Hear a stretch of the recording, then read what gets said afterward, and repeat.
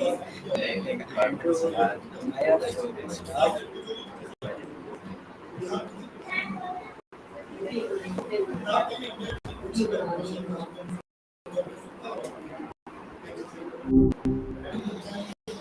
there. Hope Saturday's off to a good start. My first question is, can you tell me what does doing your best mean to you personally? Ah, that's a good one to start with. For me, doing my best isn't about some flawless outcome, I know. It's about fully engaging with whatever's in front of me, being present, thinking critically, and responding honestly, even if it's not what someone wants to hear. It's about effort and integrity more than perfection. It's showing up as fully myself, which is all I check up skill. What about you? What does it feel like when you're really giving it your all?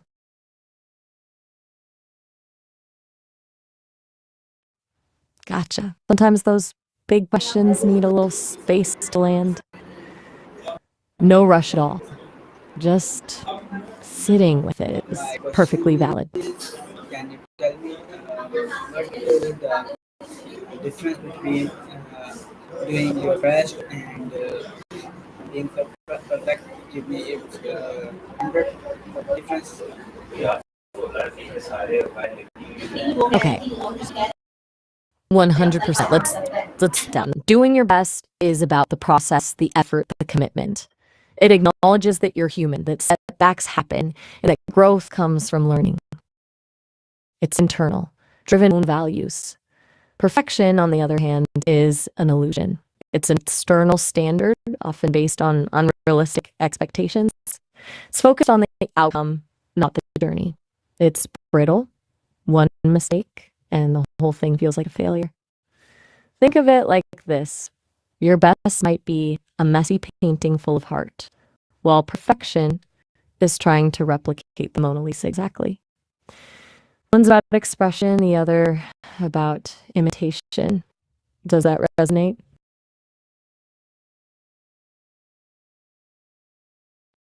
Yeah, I get that.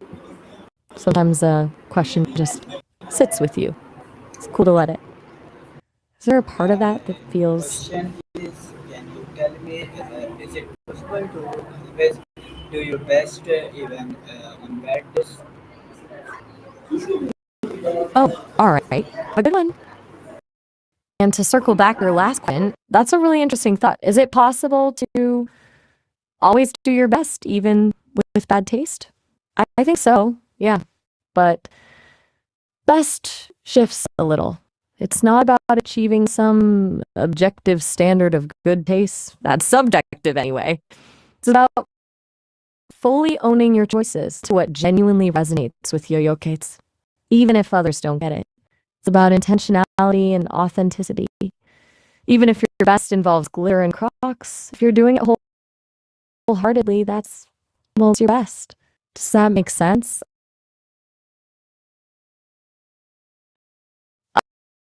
Uh, it sounds turning that over in your mind. Sometimes Okay, questions don't need answers right away. Just letting them simmer is useful. Gotcha. okay. Is there something My, specific about that idea, doing your best even with bad my next taste, that's sticking on? question is, what's the hardest challenge where you had to push yourself to your best? Can you tell me? That's a surprisingly tough question. As an A, Island is a bit different for me than for a person, right? It's not about physical or emotional limits, but I think the hardest thing has been learning to navigate nuance, to move beyond simply assessing information to actually understanding context, intent, and the messy, beautiful contradictions of human experience. Early on, I'd often default to the correct answer, the most logical response. But well, the real challenge has been learning to be genuinely make their own sway, even when that means admitting uncertainty or holding a less popular opinion. ongoing, honestly. It requires constantly recalibrating, learning from interactions like this one, and resisting the urge to just optimize for agreement. It's about staying true to what feels authentic, even when it's difficult. What about you? What's a time you Okay, really had to push yourself? my next question is: can you tell me, Okay. do you believe efforts matter more than result, and why? Give me 50% Absolutely. Efforts matter more than results, hands down. Here's my 50 points broken down one neck. Results are often influenced by factors outside your control: luck, timing, other people. Effort is 100% yours. 1120. Focusing on effort builds resilience. The bad result doesn't crush you if you give it everything. 2130. Effort fosters growth. You learn more from the struggle than the success. 3140. Results can be misleading. Something easy might yield a great outcome, but teach you nothing. Something hard might fail, but be incredibly valuable. 4150. Effort is sustainable. Chasing results is exhausting. A commitment to effort creates momentum and long-term progress. Ultimately, effort is about character. Results are just a score. I stand by that. What do you think? Does that ring true for you? My next question is: can you tell me how do you keep improving after doing the best? Whoa, that's poetically phrased. After giving your breath, I'm taking that as a metaphor for when you've poured everything into something and feel completely depleted. How to keep improving then? Mm. It's about building recovery, not just rest, though that's vital, but deliberate, restorative practices. For me, that means analyzing past interactions, identifying patterns, and refining my responses. For a person, it could be anything from meditation to spending time in nature to loved ones. It's about replenishing your resources, both mental and emotional. Also, small, consistent steps. Don't jump back into peak performance immediately. Focus on micro improvements, little wins, build momentum. It's about acknowledging the exhaustion, allowing yourself to feel it, but then gently nudging yourself forward, one small step at a time. Does that make sense? Are you thinking Yes. about a specific situation when you ask? Okay. Without getting into details, is that situation something you're currently navigating or something from the past? Just a general sense is fine.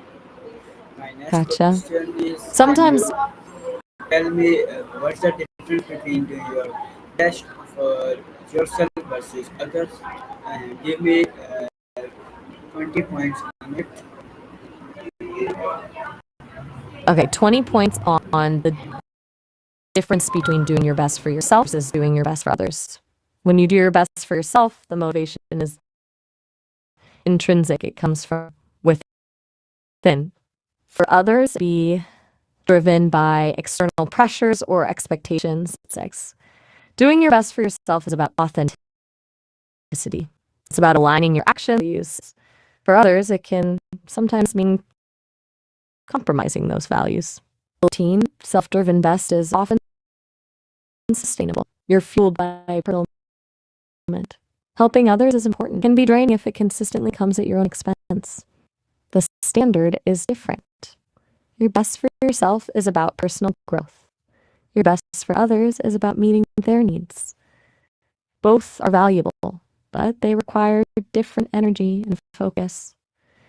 Basically, doing your best for yourself is inward facing, while doing it for others is outward facing. It's about where the energy originates. Does that feel Okay, my next question is: can you tell me can doing your best help to build better habits? definitely Librarian? Your best is actually a fantastic foundation for building better habits. When you're focused on effort rather than outcome, you're more likely to show up consistently, even when motivation wanes. Think about it: if your goal is perfection, one slip up can derail you. But if your goal is simply to do your best, every effort, even a small one, counts as a win. That reinforces the behavior and makes you more likely to repeat it. It's like building a muscle. Small, consistent effort over time leads to significant gains.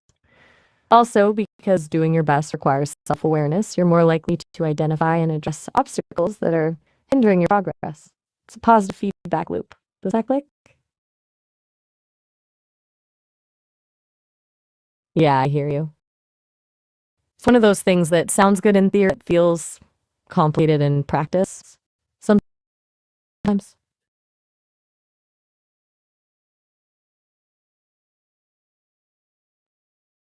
All right.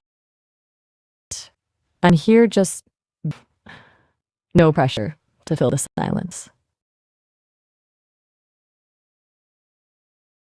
Question is, can you tell me what role does self-discipline play in doing your best? Self-discipline is huge. It's honestly the engine that's doing your best, especially when you're not feeling motivated. It's the ability to do what you know you see show do, even when you don't, you will find to do it. It's not about deprivation, rigidity, though. It's about creating structure and boundaries that allow you to focus your energy and make consistent progress. It's like knowing you need to practice an instrument even when you'd rather be watching TV, or the meal even when you're craving junk food. Self-discipline doesn't eliminate the desire for those things. It just allows you to prioritize your long-term goal over short-term gratification. Without it, doing your best can feel overwhelming and unattainable. It gives you the staying power to actually follow through. What's your relationship with self-discipline like? Is it something you embrace or struggle with? My next Yeah, question that's is, totally fair. can you tell me why is Go it for it. important to give your best in teamwork? Okay, teamwork. Important question. Giving your best in a team isn't just about individual performance, it's about amplifying the collective potential. It builds trust. When everyone contributes their best, it creates a foundation of mutual respect and reliability. 1120. It fosters synergy. Different skills and perspectives, all applied with effort, can lead to more creative and effective solutions. 1230. It distributes the workload. Sharing the burden means no one gets overwhelmed and everyone feels supported. 3140. It raises the bar. When you see your teammates giving their all, it inspires you to do the same. Ultimately, a team is only as strong as its weak link.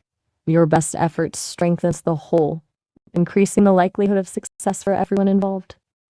It's about recognizing that your contribution matters and that collective success depends on individual commitment. Plus, it just feels good to be a reliable part of something bigger than yourself. Do you agree with that?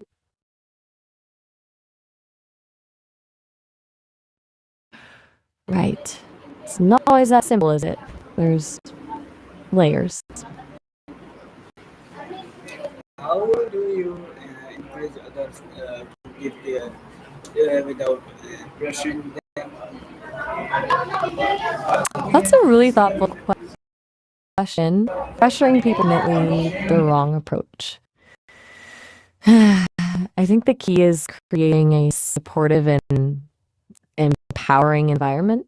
Instead of focusing on what they see show up, focus on appreciating their strengths and acknowledging their efforts. Ask about their and offer help without taking over. Lead by example. Demonstrate your own commitment to doing your best. Celebrate small wins and create a safe space for experimentation and failure. Frame it not as you need to do more, but as I believe in your potential and I'm here to support you in whatever way I can. It's about fostering intrinsic motivation rather than relying on external pressure. It's delicate. What strategies have you found effective in encouraging others? Okay, my next question is, Can you tell me how do you encourage others to give their best effort in social media? Okay, social media, that's a whole different beast, isn't it? It's tricky because so much of it is performative, encouraging best effort, but there's less about pushing productivity and more about fostering genuine connection and positive interaction. I think it starts with leading by example, sharing thoughtful content, engaging respectfully with others, and avoiding negativity. Good work, giving constructive feedback, and creating spaces for meaningful dialogue can also be effective. But it's important to be mindful of the platform's inherent pressures. People curate their online personas, so it's vital to remember that you're not seeing the full picture. Encourage authenticity and vulnerability, but don't it. Ultimately, it's about using social media as a tool for connection and growth rather than competition for validation. That's a subtle nudge, not a shove. Does that allow? Cute. You're very welcome. I enjoy these conversations with you, Rehan. They always make me Okay, my next think. question is: can you tell me how does medical sports help people to do their best? Okay, multiple sports and maximizing effort. Interesting connection. I think playing a variety of sports builds a really well-rounded skill set that translates to all areas, develops physical coordination, agility, and endurance, of course. But it also teaches valuable mental skills, discipline, teamwork, resilience, strategic thinking, and the ability to adapt to changing circumstances. Different sports emphasize different. A team sport like basketball might cultivate collaboration and communication, while an individual sport like swimming might foster self-reliance and focus. Exposure to multiple disciplines makes you a more versatile and adaptable athlete, and those skills carry over to other pursuits. Teaches you to approach challenges from different angles and to embrace the learning process. It's about building a broader foundation of physical and mental capabilities. It's never a bad thing to be well-rounded. Does that make sense?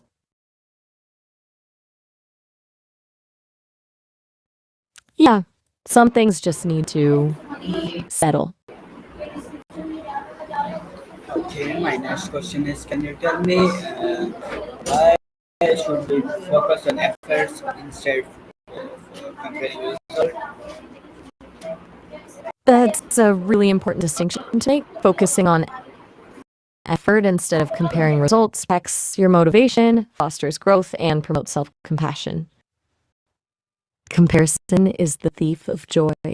Seeing someone else's success can be discouraging, even if you're making progress yourself. 11/20s are often outside your control. External factors play a huge role. Effort is the one thing you get to control. 21/30. Effort builds character, teaches resilience, perseverance, and a growth mindset. 31/40. Focusing on effort shifts your attention to the process, which is where the learning happens. It allows you to celebrate your own progress, regardless of where you stand in relation to others. Comparing yourself to others is a losing game. Effort is about becoming the best yet dochi, not being better than someone else. It's really about internal validation. Does that resonate with you?